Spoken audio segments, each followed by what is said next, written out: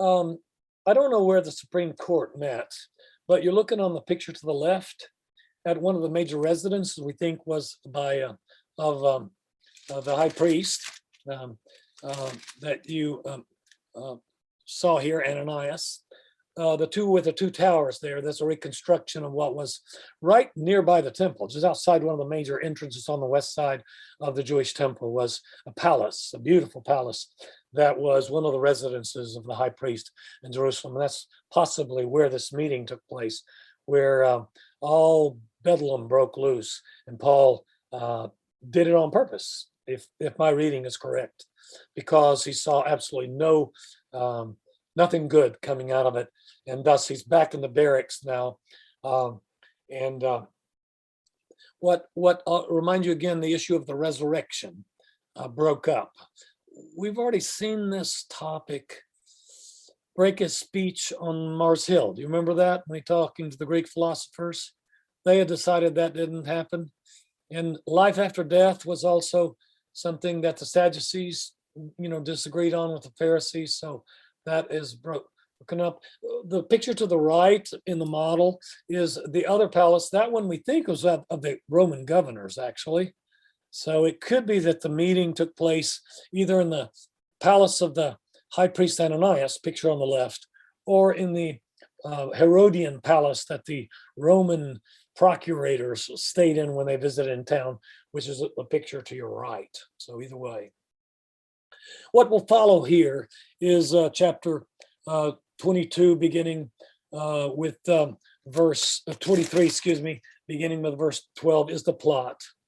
40 plus assassins. These are the Hasidim. Hasidim. They were in the name of God, not bow, not eat. Paul becomes the number one most wanted man in Jerusalem by order of the high priest and the Sadducees, the most wanted man. But the problem is he's inside that fortress, and there's 1,000 armed men that are protecting him. And so they got to come up with a plan to get him out of that fortress. The plan is ask for another meeting. And so they're going to attack the Roman soldiers, which is going to cost them dearly, by the way. But they're going to attack and kill Paul, risk getting the anger of the Romans on them. But they're going to kill Paul on a transport between the Antonia fortress, where he's held, and wherever the meeting was to be, one of those two palaces you saw before. And then we have this beautiful little cameo of, what do you know? Paul has a sister that lives in Jerusalem, right? We don't know her name, but she has a family. She has a young son who hears in the streets of Jerusalem about the plot to kill his uncle, Paul. Now, Paul has been on the road. He's been in Jerusalem for 5 years, and we've had no mention of the family of Paul at all. This is the first time we have it. I suggested to you that Paul's mother and dad probably wrote him off. But here his life is going to be saved from an assassination by a little boy who dares to go in the Antonia fortress and stand before the military leaders of Rome, the Claudius Lysias. We know that he's a nice guy. We know he's a just guy. But to that little boy, however old he was, he had to be imposing in his armor and in his office and a command of 1,000 soldiers. Look at this. When it was day, the Jews made a plot. They went to the chief priest. They got permission from the chief priest for a plot to kill Paul in the name. Therefore, along with the council, give notice to the tribune to bring him down to you, get him out of that Antonia fortress. And here is verse 16. The son of Paul's sister heard of their ambush. He went and entered the barracks, and he was given permission to talk to Paul. Paul called one of the centurions and said, take this young boy to the tribune, to Claudius Lysias, for he has something to tell him. I had 5 foster daughters once in Indianapolis, and we had to go to court a lot. And these were little girls of 7, 8, 9. And every time I went to court, I felt bad. Step parents, their parents, biological parents, tried to get them back. The courts were in and out, here and or there. But the judges were behind these big podiums, and they had those robes on, and they were imposing people who would decide the fate of this poor 7-year-old girl. And there were sometimes I wanted to tell our judicial system and our judges, do you understand this is a child? And you're up there in that robe, and you're up there high in your high and mighty position of legal status. And one time there was a judge that came out from behind that, came down to my foster daughter, and talked to her like she was a child instead of the person whose fate we're deciding. Came down and talked to her, and I thought, that's like Claudius Lysias. I love how Claudius Lysias handles the nephew of Paul here. He took him, brought him to the tribune, the soldier did, and said, Paul, the prisoner, called me and asked me to bring this young man to you. He has something to say to you. And look at verse 19. The tribune took him by the hand, going aside, asked him privately. Took him by the hand. Did you notice that? Took him aside privately. I love how Luke gives you details from time to time of the humanity of a commander of 1,000 men. He's not hardened. It's rare, okay? But it's true in this case. And he tells him about the plot. And then we have the Claudius Lysias who says, go tell no one that you told me about this. And then we have Claudius Lysias in his office sitting there going, there's a plot of 40 plus assassins. They're going to ask me to bring him out of here, the Antonia fortress. And I can hear the words resonating. And in English translation, they sound something like this. Over my dead body. There ain't no way, Jose, that these good for nothing Jews are going to attack my soldiers. And they're going to kill this man. This man's job. There's no way they're going to do this. And so he simply called 2 of his centurions. And he says, I want you to get ready. Half of the units that he has in the Antonia fortress, 470. I mean, look at the odds, okay? There are 40 plus assassins, 470 Roman soldiers, the best trained. The odds are 10 to 1. Claudius Lysias, there is no way he's going to defend Paul with the half of his garrison that he's got there. And he's going to give Paul a mount, verse 24, and he's going to get him out of Dodge, get him out of Jerusalem, and he's going to send him to where the Roman governor is. The Roman governors don't live in Jerusalem. They live in Caesarea by the sea. We're going to get him out. I'm going to send him out in the middle of the night, and they're not going to have a chance. They're not going to have a ghost of a chance. Over my dead body, they're going to kill Paul. I don't care how many assassins you have. So look at the precious thing we got in verse 26. We even have the wording, the lettering of the letter that Claudius Lysias sent to the Roman governor. And this is, how did Luke get that? Either it was shared by somebody or by inspiration, one of the two. But it's peculiar that we have the letter of the Roman commander to the Roman governor detailing why he's sending him one Jewish man who has Roman citizenship with, the protection of 470 soldiers. I mean, this has got to be, the president of the United States has a Secret Service. I don't know how many thousands we have, but they have offices all over the United States. And there's a significant effort to protect one man. Well, that's what's going on here. We got half of the garrison of Jerusalem protecting one man. No way. I like Claudius Lysias. He's a man of, he knows his job. This is a Roman citizen. How dare the Jews think that they can organize a plot, or in the case of the Sanhedrin, sanctify, authorize a plot of assassins. When the assassins came to him and said, we'll get rid of enemy number one of the Jewish leadership, Paul of Tarsus, for you, they shouldn't have given their blessing. That was the wrong thing to do, religiously, politically, theologically, and instead they authorized it. They are guilty. So Paul is justified, it seems to me, in absolutely not playing games with them.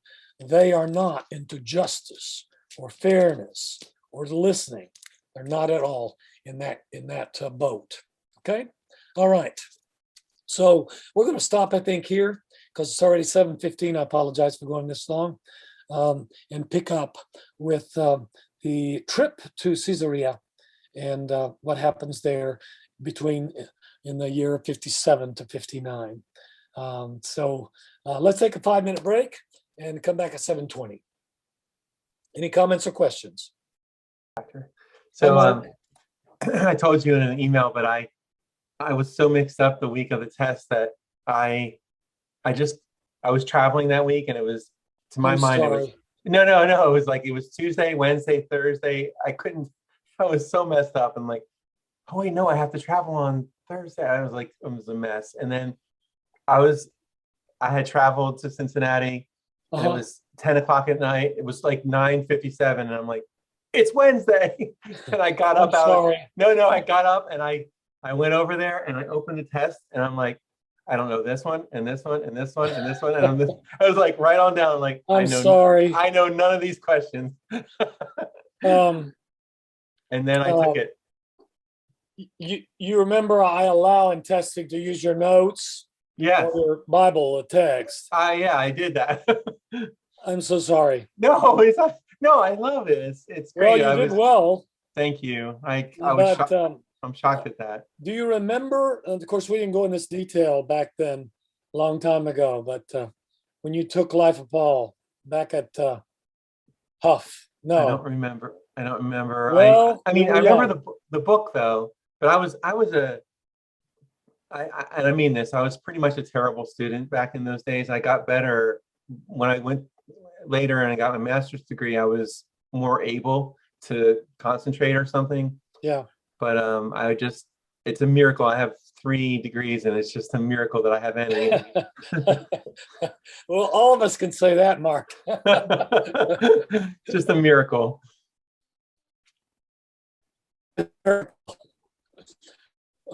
Is your degree in business? What is your degree in, Mark? I have from Harding is art, which is, I consider graphic design. That was my focus. And then toward the end of Harding, I discovered industrial design, which is like product design. I love that. And I went to the University of the Arts in Philadelphia and got an industrial design degree. So 3 years, basically started over. And then later I did a MBA at night. Okay. Yeah. All right. Well, do you see a map in front of you? I do. Brother Edwards, can I ask a quick question? Sure, of course. It says that the Lord stood by Paul and told him that he would have to go to Rome? Yeah, go to Rome. And exactly. Can we assume that was Jesus, since Jesus had appeared to him before? Yes. Okay. Because you know how sometimes they'll say the Lord and it was really an angel. No, I assume it's Jesus. Yes. Okay. Thank you. I just wanted to be sure. Yep. Now remember, in a couple instances, the Holy Spirit tells him not to go somewhere, and Jesus appears and tells him not to go somewhere. So he does have. They're not a one-size-fit-all visions. Right. Sometimes the Lord appears to him. Sometimes he gets a revelation. So yeah, that was what I would assume. Okay. Thank you. You're welcome. Can you find down here Jerusalem? Can you find it down here on your map?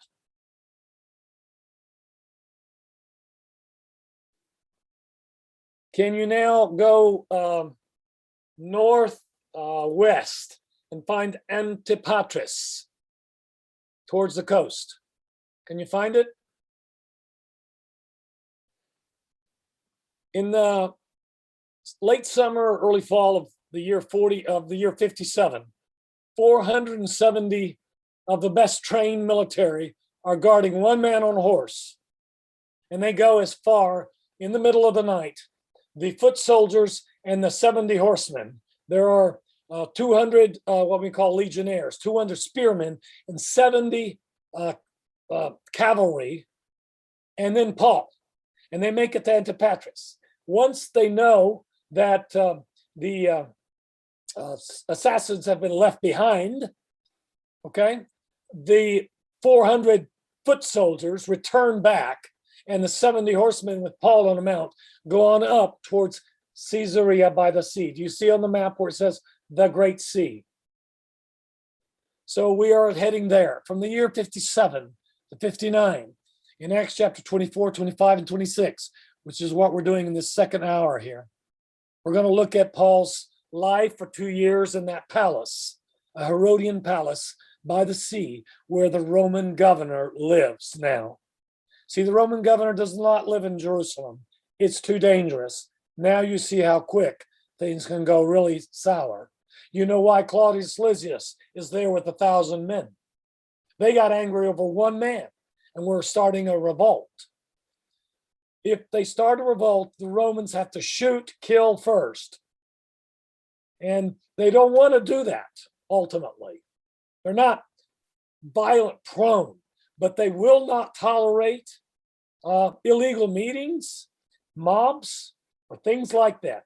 Remember when there was that mob in the stadium there in Ephesus? I wondered how on earth did they get away with it for 2 hours without getting silenced? And I mean not shushed, but I mean they shoot first and ask questions later. Here we are in the late summer, early fall of the year 57, and Paul is accompanied by 70 horsemen of Rome into Caesarea by the sea. There's more than one Caesarea throughout the Roman Empire.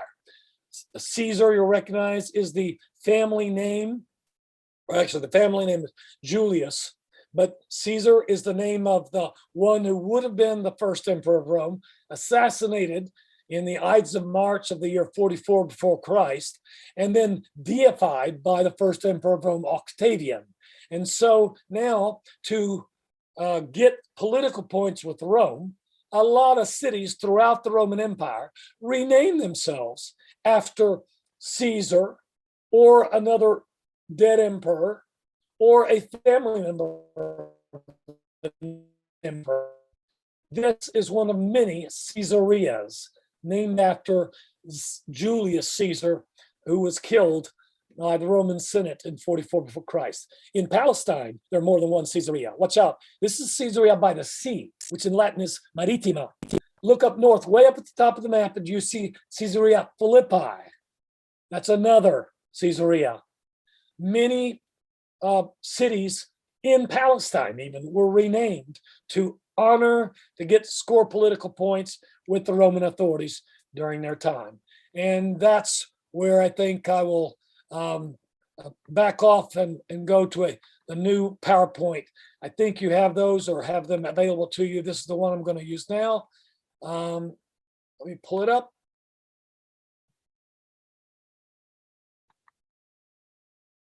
There we are. And now let me open it. Thank you. And we can pick up in the year 57 in a different place. So I'm going to quickly just quote sporadically from chapter 24, 25, 26. But there's some remarkable moments, Paul, in these 2 years here in Caesarea. Review. The Romans are not anti-Christian. It is now the 27th year of the way of Jesus of Nazareth, and the Romans are not anti-Christian. Let's start from the beginning. Pilate. He tried multiple times to let Jesus go. Is he still responsible for Jesus' crucifixion? Absolutely. He was governor for nearly 10 years. He is guilty of a lot of atrocious killings and put downs, but he did not want to kill Jesus. He knew Jesus to be innocent, and he knew that they were jealous, and he did not want to kill him.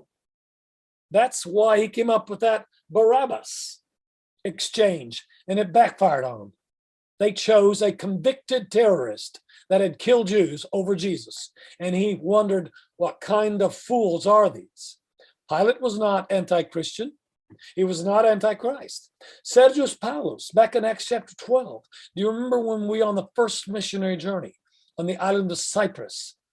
And he believed. I don't know if that means he was baptized into Christ, if he lived out his life so faithfully. All I know is that he, a Roman governor, believed Paul and not the false prophet Bar-Linus. In Corinth, in the year 51, the Roman governor Gallio, of a famous family, the governor of Achaia, threw the court case out, didn't even let it proceed. Angry Jews dragged Paul in front of him, and he said, "Get out of my face. You have no cause against Paul."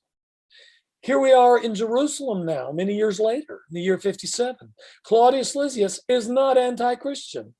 He's the commander of 1,000 forces, and he uses 470 of them to protect Paul because he's a Roman citizen and because he likes him. He likes him more than he likes the high priest and these other guys. There's something strange about Paul. He's infectious. You either hate him or you love him. And he didn't hate him. 470, are you kidding? We're about to meet two other Roman governors. Paul is in his life. Paul crossed a lot of powerful authorities in his lifetime. Here's two more Roman governors that he encounters in the palace in Caesarea by the sea. First one's called Marcus Antonius Felix. And the second one's called Porcius Festus. We know a lot from secular literature of these two guys. Marcus Antonius Felix, by the way, was a freedman, meaning he used to be a slave. He was freed, and he rose in the ranks to be, well, a very high position. Short of being an emperor, governor is the second highest position in the Roman Empire. He has used marriage and weddings to climb the social ladder of power. He does not have much regard for the institution as God made it. So Marcus Antonius Felix, we're going to meet him first, then we're going to meet Porcius Festus, the one who replaces him when Felix is called back to Rome by the emperor because the Jews, the Sanhedrin, is going to send a note of complaint because they want Paul. He's the number one in the post offices of Palestine. The number one wanted by the FBI is Paul.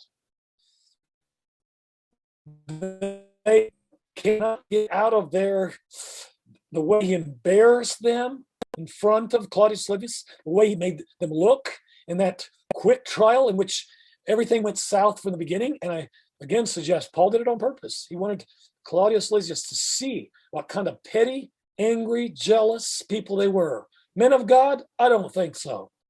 Try a different perspective. So here's the thing. There are no anti-Christian Romans before the year 64. That's the year in which Paul and probably Peter will die. That's when the tide will turn. But for the first 34 years of Christianity, the Romans are either neutral or protect people of the way because they think that they are a sect of the Jews who are on the list of protected religions. So they like them. Pilate recognizes the innocence of Jesus. He knows why they drug him in front of him because they're jealous of the crowds that Jesus has been getting because of what he says, what he does. So let me move. Here's Caesarea. Find it again on the coast there. That's, by the way, when we land and I'll be there 1st of March of next year, God willing. I'll land in Tel Aviv. And then Caesarea is just up the coast by about 20 minutes. And I'll be in Caesarea by the sea with my group that's going with me to Israel. Caesarea Maritima. There it is. That's where Paul spent 2 years, not in prison, but in their very elite house arrest in the palace that was built by Herod the Great back several decades before, and that now is the permanent residence of Roman governors who are scared to death to stay in Jerusalem because it's like a powder keg. And they live on the sea where there's a nice port whereby they can get out of Dodge, get out of Palestine quickly, and let Roman legions just simply do what they need to do. Caesarea Maritima, just a quick reminder, we've been there before. If you remember Cornelius, his conversion, he lived in Caesarea, okay? In Acts chapter 12, there's a description of a descendant of Herod who is eaten up by worms in this palace right here when he was visiting his father's palace. The death of Herod Agrippa I. The Agrippa we're going to see here coming up soon is Agrippa II. In Acts chapter 21, Caesarea, at the end of Paul's third missionary journey, is where Paul stopped briefly, and he was met by Philip. That was the deacon Philip, remember, of Acts 6. And we find out that Philip had a family and 4 daughters that had the gift of prophecy. Okay? That was back about a few months ago. Paul was in Caesarea on his way back from the third missionary journey. And now here he is, Acts chapter 23, Paul through 26, Paul is held for trial in a governor's palace in Caesarea by the sea. Make sure that you stop me if you have a comment or question. This is a Google map of what's left of the palace where Paul stayed 2 years. Part of it's been archaeologically uncovered. It was a beauty. It was one of 21 residences and castles for his protection that Herod the Great had built with the massive amounts of money that he stole from his own people. That's one of the reasons that Herod the Great was not so great. That's the irony. He is given the title of great because he built all these things. But he built all these things because he took money from his own people. And he killed all those innocent children in Bethlehem too, among many other things. He also left a death warrant for his, he had 9 wives, and that wasn't supposed to happen to a Jew. Even though he was an Idumean, he was not considered a full Jew by some people. This is the ruins of the palace where Paul spent 2 years. The view is beautiful. The sea is beautiful. The Mediterranean Sea has come up by about 2 feet. So part of the palace is underwater now, but it stuck out into the sea. It was a gorgeous place. So no, he's not in a deep, dark dungeon. He just can't travel. And he's on a permanent stay. He can receive visits, but that's about it. This is the swimming pool of the palace that sticks out into the, I wonder if Paul got to go swimming. I know I'm being silly, but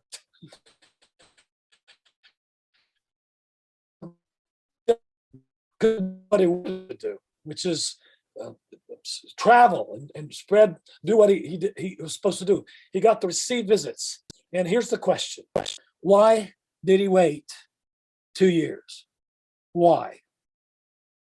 As a Roman citizen, Paul always had one extra trump in the game of life up the sleeve, right?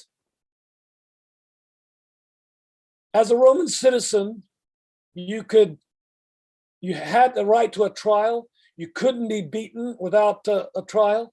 You couldn't be executed in a horrible way. It had to be done in a quick, painless way as much as possible. You had a lot of rights as a Roman citizen. You had one more. If you were caught in a legal quagmire under charges somewhere out there in the empire, and you didn't feel like you were going to get a fair shake from whoever was your judge, you had the right to do one more thing, which was appeal for justice to the #1 man in the world, the Emperor of Rome. Now, it's the year 57. Why did Paul wait 2 years? I could tell you about Nero. Have we talked about Nero? He came to power as a 16-year-old in 54 because his mother assassinated Claudius. So he's 19 when Paul is brought to this palace. He's 19 years old. He hasn't assassinated his mother yet. He's going to do that in 2 years. Going to give her a booby-trapped yacht. Not going to work. He's just going to send 3 Navy lieutenants to kill his mother. That's the kind of boy he was. So by the way, at 16, one of his favorite before he became emperor was with his friends in Rome to bop old people in the night on the head, throw their bodies into the Tiber River. That was a good Friday night in high school for Claudius Aquinas Barbus, Nero, the son of Agrippina, who became the empress when she married Claudius. Nero was 19 when Paul came to this palace. What did Paul know about who was the #1 most powerful guy in the world? I don't know what he knew.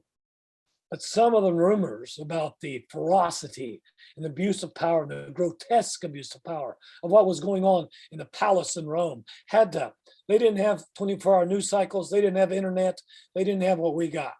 But still, the reports about who was in charge, maybe that's why Paul didn't waited 2 years. I don't know. All I know is that when he does finally use his right to go to Rome and stand trial before the emperor, that's the same year that Nero will assassinate his mother because he's tired of her meddling with him. And he's already killed his stepbrother at the dinner table, and he has put on these vicious concerts which people have to come. They're invited. It's like a bad version of American Idol, where he's the only contestant and you have to clap, and he's mediocre.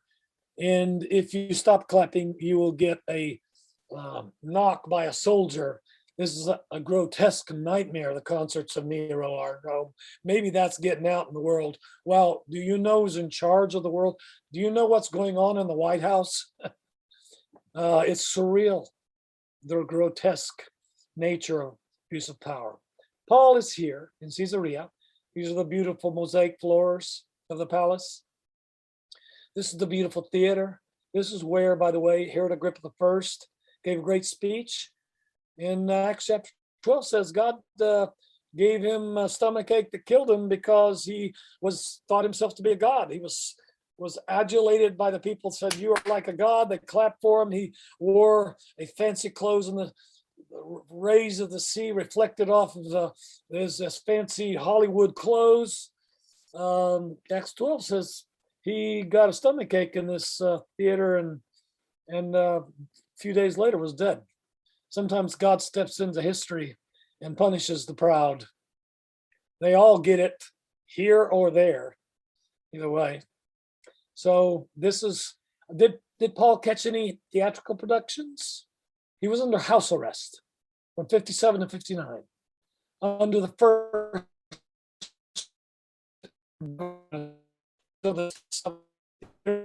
palace built by Herod the Great. These are athletic events were carried on in the stadium right here. Did Paul see, he had seen athletic events of the Olympics in Corinth. He'd seen them in Ephesus, Pan-Ionic Games, Pan-Ionic Games. Maybe he saw some contests here played out in the palace of the Roman governor. But these are his digs from 57 to 59. This is the view. That tower over there to the end is actually from Islamic period, but this is the sea, the Mediterranean Sea, lapping up by Caesarea by the sea. This is part of the aqueduct. Brought fresh water from, I think it's about 30 miles out. Herod the Great had this built.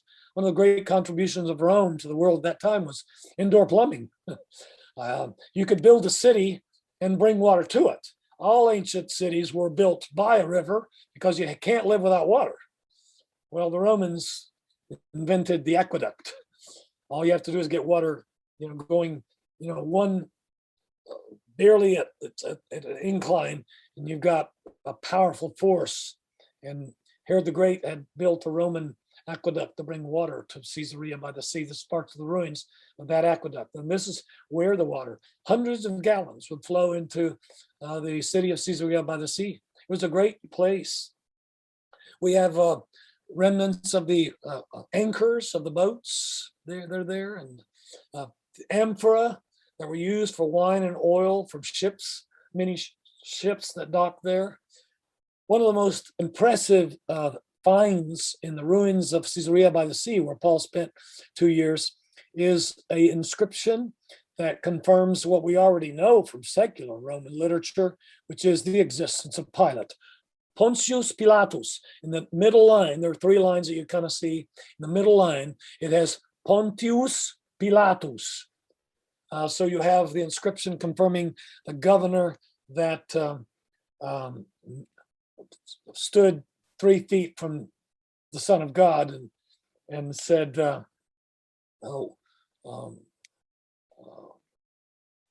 dared to ask him questions, dared to confront him. This is an interesting thing found of the Christian era of Caesarea by the Sea. This is one of the early favorite symbols in Christianity, because the cross is not. The cross won't be used till after the year 400. This is a shepherd with a lamb around his neck. This is a typical representation of Jesus, who, see John chapter 10, I am the good shepherd. He's both the shepherd, and since he sacrificed himself, he's also the lamb that was slain for our sins. Early Christian symbol. This one obviously is not made in the time of Paul, but it's a reminder to you that a few centuries after Paul and Christianity was legalized, this will be sculpted by somebody and will be found in the area of Caesarea by the Sea. I'm reading down from the text of Acts chapter 24. 2 Roman governors in the 2 years. After 5 days, the high priest, we are now in 57, Paul's been brought by 470 soldiers, or actually 70 of them, all the way to Caesarea. And after 5 days, the Ananias comes down with a very expensive lawyer named Tertullus, and he makes a formal case. You need to turn this guy over to us. He's guilty of stuff. When he had been summoned, Tertullus began to accuse him. The lawyer begins to lay out the accusations. Notice what he says. First, he butters Marcus Antonius Felix up, the Roman governor. It's a very formal setting. Since we enjoy such peace, that's just a bunch of gobbledygook. And since you have your foresight, and yes, you'd better use the terms most excellent, or which are the way in which you address the Roman governor in a formal setting like this. Since you've been doing reforms, verse 2, that's total hogwash. In every way we accept with all gratitude. Thank you for giving us this court date, is what the expensive lawyer says. But to detain you no further, he says, listen, we don't have to drag this thing out. I beg your kindness to hear us briefly. We have found this man, and here goes. He's a plague. He stirs up riots. That's a concern to Romans now. Among the Jews, he makes Jews mad. He's a ringleader of the sect of the Nazarenes, followers of the Nazarene, Jesus of Nazareth. He's a ringleader. He's a leader of the sect of the Nazarenes.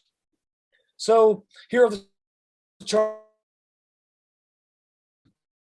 So the governor, Marcus Antonius Felix, for settings, says to Paul, you may have permission to speak. Notice here, Paul waits for permission to speak, okay? Because that's what you're supposed to do as a prisoner.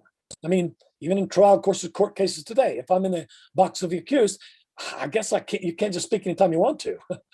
You are told when you can speak. And so Paul begins, knowing that for many years you have been a judge of this nation. Notice the difference between the expensive lawyer and Paul. Paul says, you've been around for a few years, Marcus Antonius Felix, so you're kind of aware of the politics and religion. So I'm actually happy to be able to speak to you, so you can verify the stuff I'm about to tell you. I am here because I went up to worship in Jerusalem, and they did not find me disrupting anyone, stirring up a crowd, and I did not take anybody illegally into the wrong courtyard to the temple. They can't prove any of the accusations that they're bringing against me. I'll tell you why I am here, though. He takes advantage, Paul does, of the occasion to say, forget their accusation. I'll tell you why I'm here. This I confess, that according to the way which they call a sect, I worship the God of our fathers, believing everything laid down by the law and written in the prophets. I always take pains to have a clear conscience towards both God and man.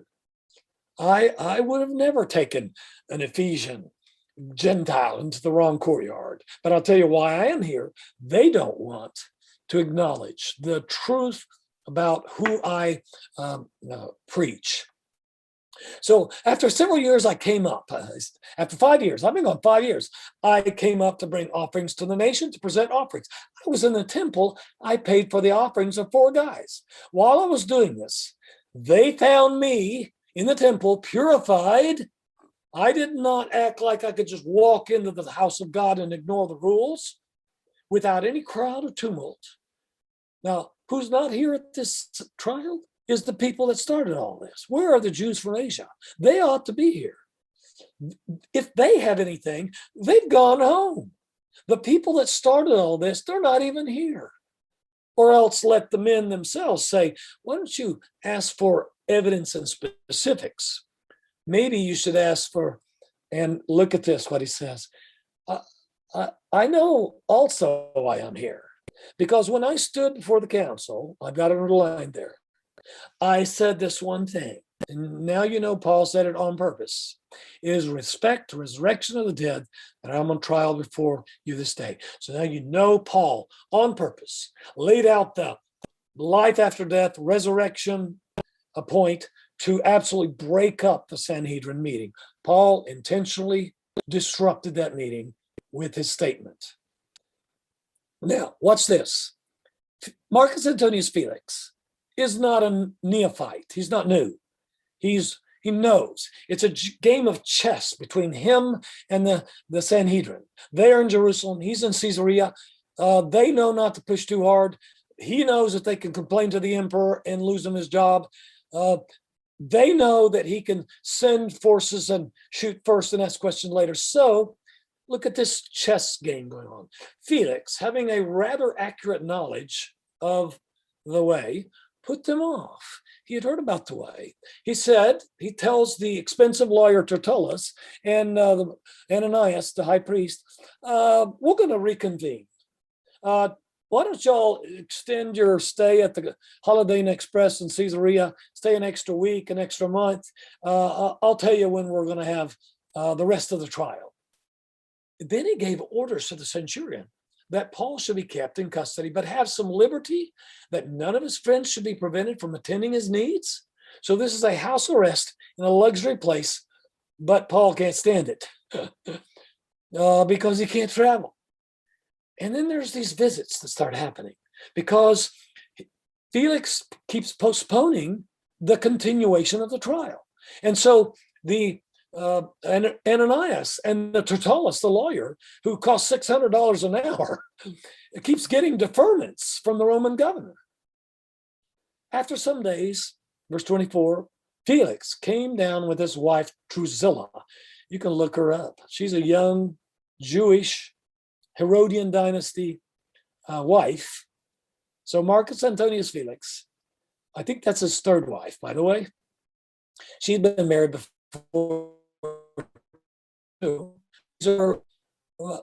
I'm not sure if she's been married before. She was married young. She was like 19, and they're politically arranged marriages between descendants of Herod the Great, Herodian dynasty, and Roman governors. He has married her not for love. It's a political arrangement. But she is Idumean. She is Jewish. He's Roman. Okay. And he brings his wife to private chats with Paul. This is surreal. And Paul dares in these private chats with the powerful Roman governor that holds his destiny in his hand, or so he thinks. Paul reasoned about righteousness, self-control, and that third one, wow. We're all going to be judged. You know, you're going to judge me. You're going to judge me. But we're all going to be judged. We all have a judgment day coming. And he is the gall, the chutzpah, the daring of Paul to talk to a Roman governor that has his legal life in his hands is astounding. But it's Paul. It's vintage Paul. Felix gets alarmed. This guy talks to him without filter. He's not scared. Felix was alarmed. And he says, okay, that's enough. Stop it. Go away for the present. I'll summon you tomorrow, next week. And this goes on and on and on for 2 years. Why did Paul Wait 2 years. How do you get out of this? This forever postponed trial. He's not been, his trial has not been finished. He's not been judged. There was another factor that Luke mentions. As rich and powerful and famous as Marcus Antonius Felix was, he had money coming out of his ears. And yet he saw all the people that came to visit Paul, all the Christian community from Jerusalem and everywhere else that came to visit him. And he saw, wow, this guy has got clout galore. And so he thought he could make money. He thought he could get some money. Let me imagine a conversation. Because Luke says, at the same time, he hoped that money would be given to him by Paul. Paul, where'd Paul go and get money? From all those people that come to visit him. All those Christian community people that come from all the towns nearby and Jerusalem. And Paul, maybe at some point must have said, you think you're going to get money from me? Do your job. Do your job. Maybe he told him at some point. And yet Felix and Drusilla sent for him often, conversed with him. 2 years elapsed.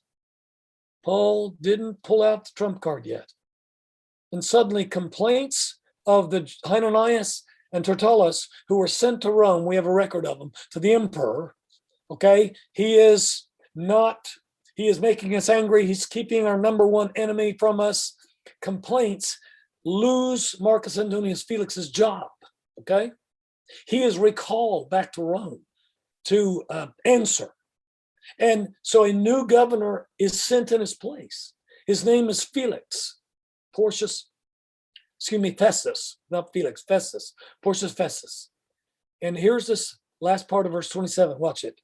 Luke, how do you take this? Desiring to do the Jews a favor, Felix left Paul in prison. He could have released Paul. He should have released Paul.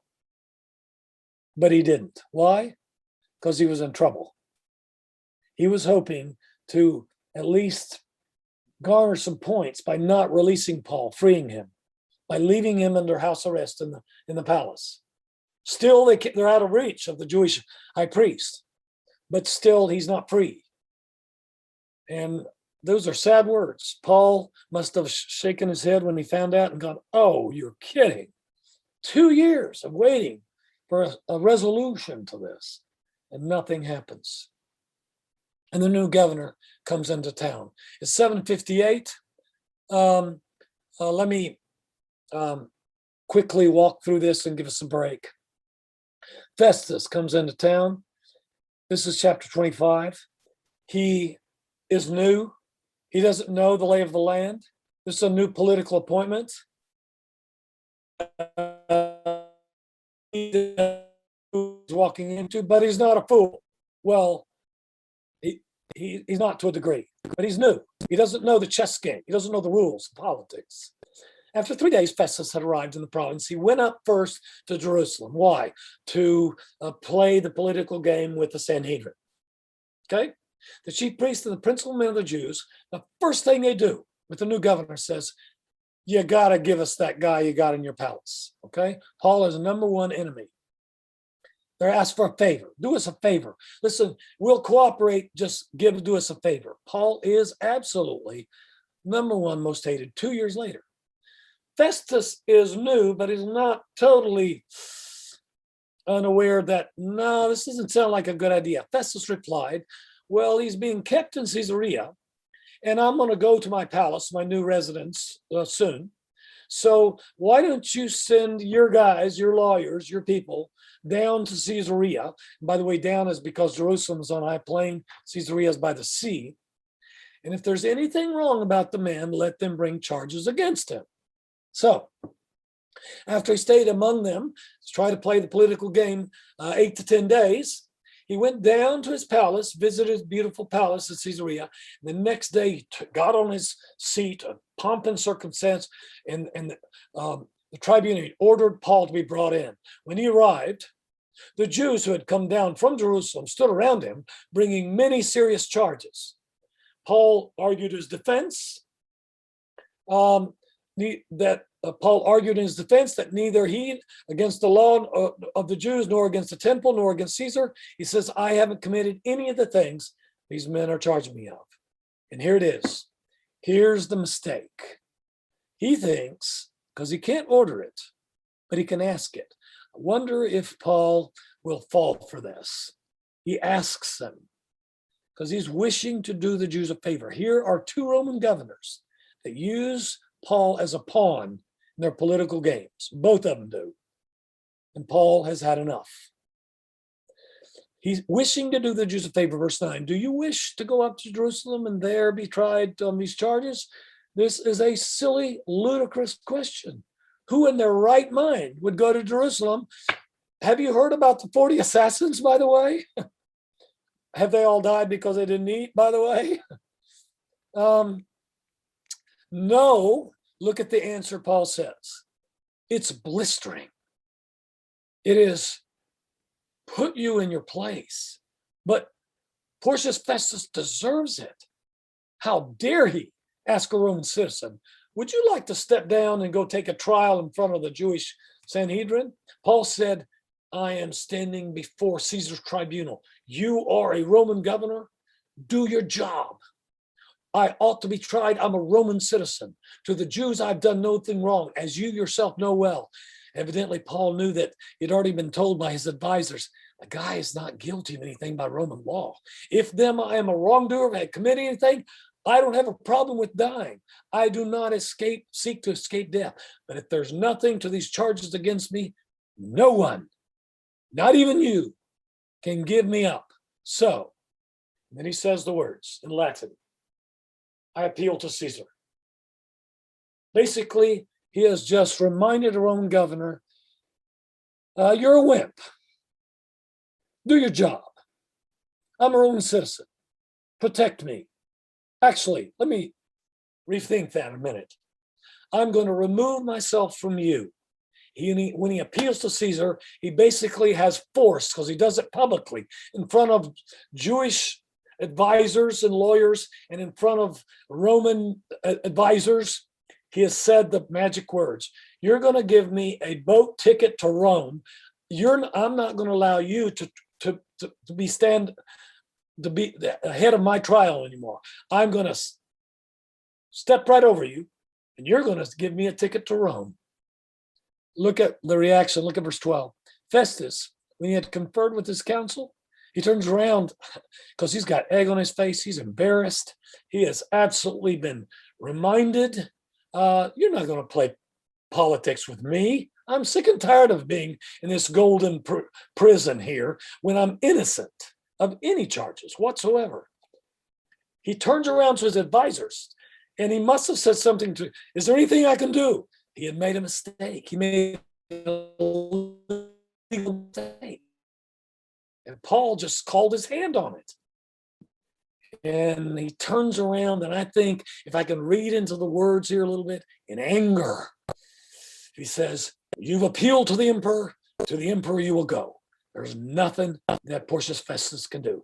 He's just had a rocky beginning to your stint in Palestine, and it's going to be very serious.